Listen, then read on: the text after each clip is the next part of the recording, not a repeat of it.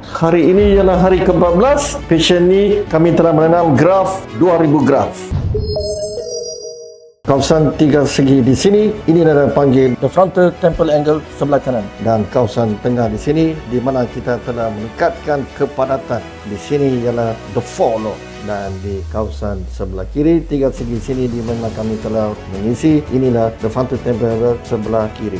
Hari ini, hari yang ke-14, kami telah mengisi kawasan ini dengan 2000 graf. Telah dimasukkan kawasan ini untuk tackle the M-shape male pattern hair loss level 3, dan kita boleh dapat melihat kepadatan sudut dan arah semua dalam kedudukan yang baik dan disusun dengan rapi.